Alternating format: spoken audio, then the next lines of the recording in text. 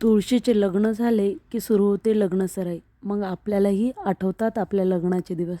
अशाच एका नववधूची कहाणी जी प्रत्येकाला आपली वाटेल. स्वागत आहे प्रिय मराठीवरती. चला तर मग सुरू करू संसारातल्या आठवणीतील नववधू. सुखात नांदो लेक लाडकी, हेच मागणे देवाला, लेक चालली सासरला. या गाण्याच्या ओळी कानावर पडल्या आणि कळत नकळत पापण्या ओलावून गेल्या आणि लहानपणीच्या त्या रम्य आठवणी आठवल्या. मला माझ्या लग्नाची आठवण झाली. त्या लग्नघाईत आईवडिलांच्या चेहऱ्यावरचं आनंदाचं तेज झळावून दिसत होतं. आईचं पिळणारं आतडं, बापाचं पाषाण हृदय असून पाझरणं, मायबापाच्या छायेत वाढलेलं हे चिमुरडं फूल, भावानं मिठीत घेऊन भरवलेला प्रेमाचा घास, बहिणीने दिलेला मैत्रीचा हात, परक्याच्या स्वाधीन करणारा काळजाचा तुकडा. आजपर्यंत आपलं म्हणत म्हणत गोंजारणाऱ्या माहेराला पोरकं होणारी लाडकी पोर, माहेरची पाहुणी तर सासरच्यांची आपलीशी होऊन गेली.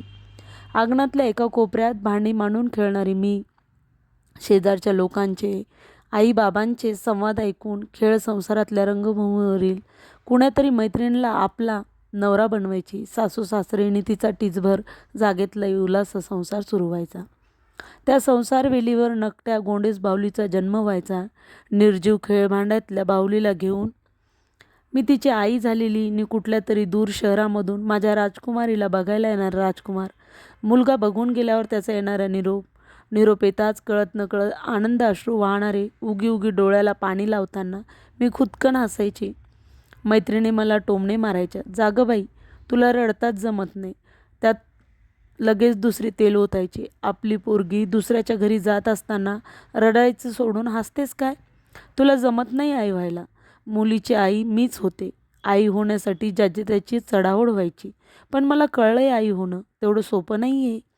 दुकानावरच्या डुप्लिकेट बाहुलीची आई होणं, 9 महिने 9 दिवस आपल्या पोटात ठेवून तिला वाढवणं, तिला जमताना सोसाव्या लागणाऱ्या कळा, यातना, या कवळ्या कळीला बालपणी आई होऊ वाटणाऱ्या आनंदापेक्षा कितीतरी वेदनादायक होत्या.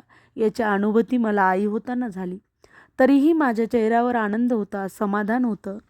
अंगणात खेळणारं बागडणारं हे फुलपाखरू अल्लड, स्वच्छंदी, मनमुराद, हट्टी, तसंच शांतही. मैत्रिणीच्या सहवासात संसार थाटणारी मी कुठल्या तरी झाडाचे पाने तोडून पोळ्या बनवायची. मातीपासून बदामाचा शिरा तर शेवरीच्या पानाचा भात. हा माझ्या बालवयातील संसार काहीच न कळणाऱ्या या निरागस मुलीचा संसार आणि वयानुसार मोठा होत होता. परक्याच्या घरी गेल्यावरचा संसार, किती तफावत या संसारात. प्रत्येक स्त्री जशी आई होतेच तशी सासूही होते. पण तिनं ते सासूपण दूर सारून मायेच्या ममतेनं तिला हृदयाशी धरलं पाहिजे. घरात येणारी नववधू ही त्या घराशी समरस होईपर्यंत तिला समजावून सांगितलं पाहिजे. माझ्या हातावरची मेहंदीही सुकली नव्हती आणि गेल्याबरोबर सासूबाईंनी मला कामाला लावलं. आमच्या नणंदबाईंनी जागोजागी पाया पडायला लावल्या. याच्या पाया पड, हे तुमचे आजच सासरे आहेत. त्याच्या पाया पड, त्या तुमच्या नणंदबाई. ती खूप खुश झाली, पण माझा चेहरा रागाने लाल झाला होता. तिला हातानं जेवायचं शहाणपण आलं नव्हतं. साध्या नाकातला शेंबूड काढायची अक्कल आली नव्हती. तरीही तिच्या पाया पडाव्या लागल्या. या राहिल्या तो राहिला म्हणत म्हणत माझ्या कमरेचा चुराडा वाजला आणि नंतर स्वयंपाकाला बसवल्या गेला.